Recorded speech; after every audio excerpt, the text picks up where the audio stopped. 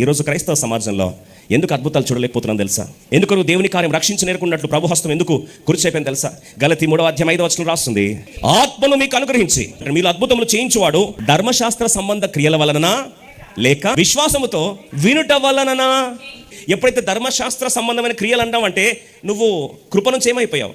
దూరం అయిపోయావు. గలతీ 2:21 చదవండి. నీతి ధర్మశాస్త్రము వలననైతే ఆ పక్షమందు క్రీస్తు చనిపోయినది నిష్ప్రయోజనమే. గలతీయులకు రాసిన పత్రిక 5:4 చూడండి. ధర్మశాస్త్రం ఉంటే కృప పనిచేయదు, కృప ఉంటే ధర్మశాస్త్రం పనిచేయదు. ఒకే ఫోన్లో 2 ఆపరేటింగ్ సిస్టమ్స్ పనిచేస్తాయా?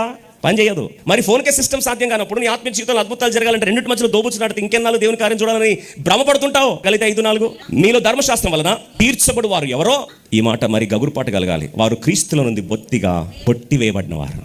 ధర్మశాస్త్రం వల్ల నీతిగా తీర్చబడితే కృపలో నుంచి ఏమైపోతారంట? తొలగిపోతారు. కాబట్టి రాత్రి కృప కావాలా, ధర్మశాస్త్రం కావాలా? మనలో కొంతమంది రెండు మిక్స్ చేస్తారు. అందుకొరకు దేవుని కార్యం చూడరు.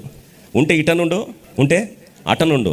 నువ్వు ధర్మశాస్త్రం పట్టుకో, ధర్మశాస్త్రం ప్రకారం తీర్పు తీస్తారు. కృపను గురించి పాడమని, కృపను గురించి ఆధారపడమని దేవుడు చెప్తుంటే, ఇప్పుడు కృపాసత్య సంపూర్ణ యొక్క కార్యం ముగించిన కార్యాన్ని కాదని ఈ రెండింటి మధ్యలో వయా మీడియా చేయాలనుకుంటే, అందుకొరకే క్రైస్తవ జీవితంలో ఉద్యమం ఈరోజు చల్లారిపోయింది.